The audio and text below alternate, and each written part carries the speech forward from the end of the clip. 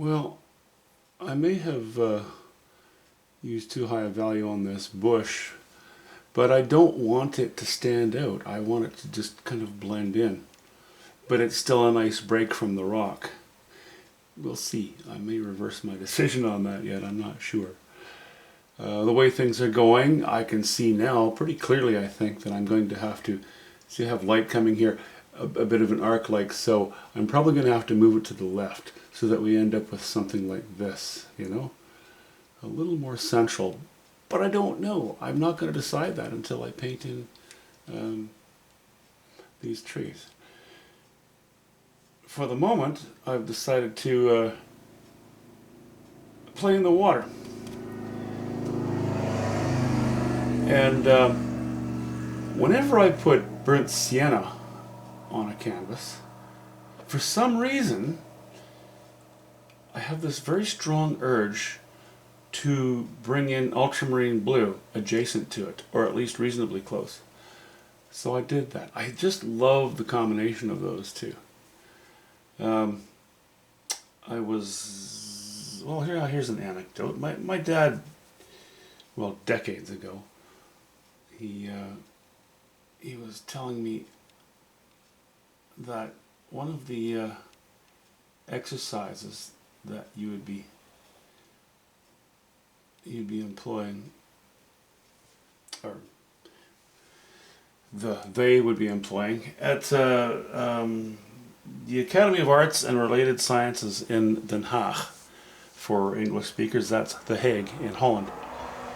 One of the things that they got students to do was to quickly paint a painting, you know, white gesso, obviously. I think it was a white panel. I don't think white was even one of their colors, but only burnt sienna and ultramarine blue. That's it. And you could thin it off with oils or turpentine or whatever. It's just an exercise, right? You had to do a painting quickly. Even if you were allowed to use white, well, it would have been lead white at that time. The whole idea was it was a tonal exercise. Now, if you just used one color, fine. But if you use ultramarine blue, cool color. Use burnt sienna, warm color. You could play with your values and chroma, because both can carry quite a bit of chroma. And you could thin it off to allow some of the white paint, some of the white gesso to show through. You know, some of the grounding or sizing rather to show through the paint. I had to do it quickly, and that just helped, I think, to develop their proficiency at understanding tonal qualities and values and what have you. I don't know why those two colors were chosen, but I like them. And ever since Dad told me that story decades ago, I've thought, you know, it's interesting because, well, even before he told me that story, I've always loved that combination, ultramarine blue and burnt sienna. Now, of course, this burnt sienna is toned down with a little bit of raw umber, maybe a little blue in there as well. And this ultramarine blue is toned down with a bit of burnt sienna. Isn't that funny that here is the same color as here is, or the same constituents, okay? White, burnt sienna, and ultramarine blue. But you have just a speck of ultramarine blue and you end up with a nice warm reddish brown. You have just one speck of that burnt sienna in your ultramarine blue and you end up with a bit of a toned down ultramarine blue. Handy tool. Always love that as a tool. Always have used it in my paintings. I'm going to continue to do that. And now what I'm doing, you know, what I'm laying on here now as well, it is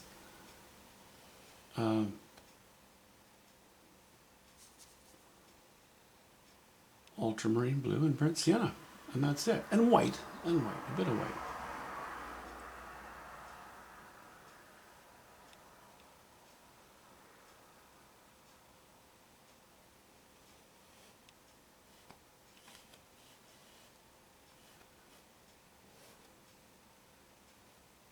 I think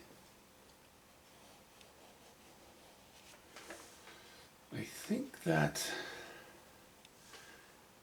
I'm going to reserve, I'll probably put, well, I'm going to have a little bit more light reflected in the water from these rocks, but I'm not going to incorporate it into the color of my paint. I will incorporate it into the color of my reflections. And obviously I've decided to take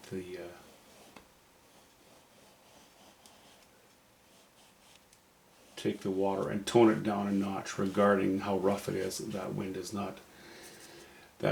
not blowing so hard where this painting is taking place.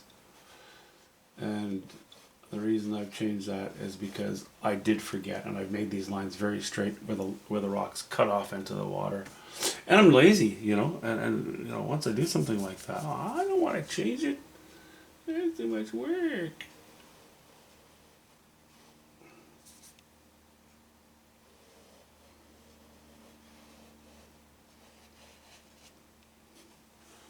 Water's not going to be really smooth, but you know, it'll have some texture to it.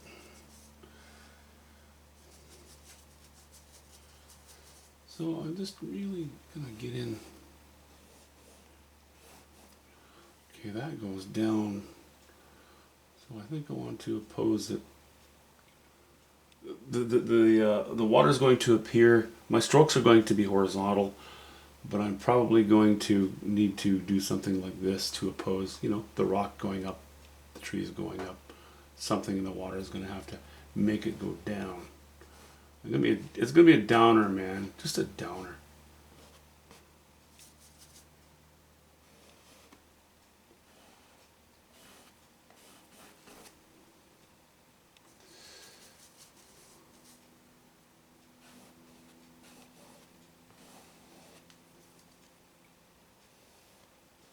I shouldn't be holding my brush like a pencil at this point. I should be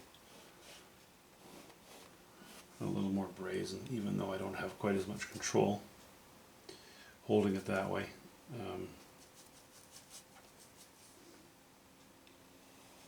It just makes for a looser painting. And yeah, I'm still just poking away here with ultramarine blue and burnt sienna.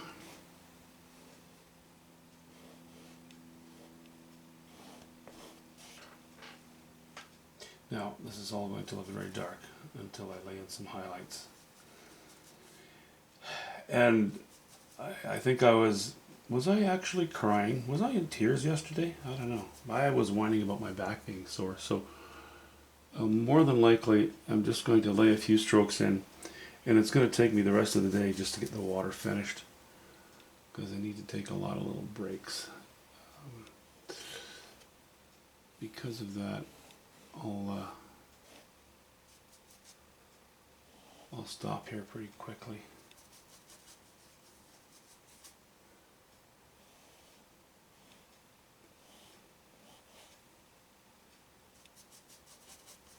Just try to get the gist of things in place, that's all.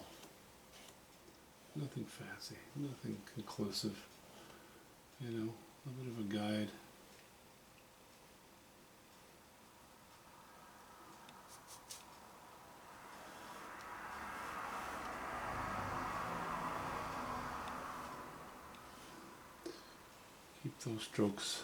Keep those strokes economical. Well, put it this way, limit the number of strokes if you can. Think about each one individually. And as you can see, I break that rule a lot. But trying to abide by that rule is really your greatest friend.